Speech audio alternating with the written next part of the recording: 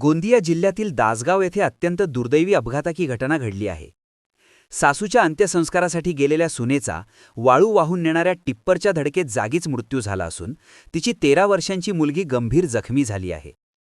जखमी मुलीवर जिल्हा रुग्णालयात उपचार सुरू असून या घटनेनंतर गावकऱ्यांनी तीव्र संताप व्यक्त करत रास्ता रोको आंदोलन केले आहे. आपल्या सासूच्या अंत्यसंस्कारासाठी नवेगाव येथे गेलेली रामेश्वरी धनलाल नागपुरे ही महिला अंत्यसंस्कार आटोपून आपल्या मुलीसह दुचाकीने मध्य प्रदेशातील आरंभा गावाकडे परतत होती. दरम्यान पांढराबोडी दासगाव मार्गावर अवैधरित्या वाळू वाहून नेणाऱ्या टिप्परने त्यांच्या दुचाकीला जोरदार धडक दिली.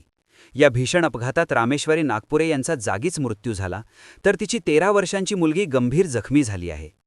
जखमी मुलीवर जिल्हा सामान्य रुग्णालयात उपचार सुरू आहेत.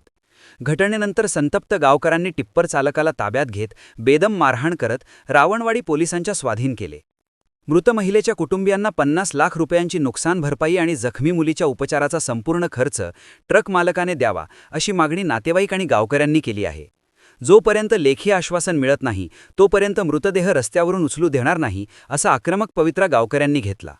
यावेळी गावकऱ्यांनी रस्त्यावर टायर जाळून प्रशासन आणि ट्रक चालकाविरोधात तीव्र निषेध नोंदवला. परिस्थिती नियंत्रणात आणण्यासाठी पोलिसांना मोठी कसरत करावी लागली असून रावणवाडी पोलीस घटनास्थळी तैनात आहेत आणि गावकऱ्यांची समजूत काढण्याचा प्रयत्न करत आहेत. दरम्यान मृत रामेश्वरी नागपुरे या गोंदिया शहरालगत असलेल्या कटगी गावातील रहिवासी होत्या.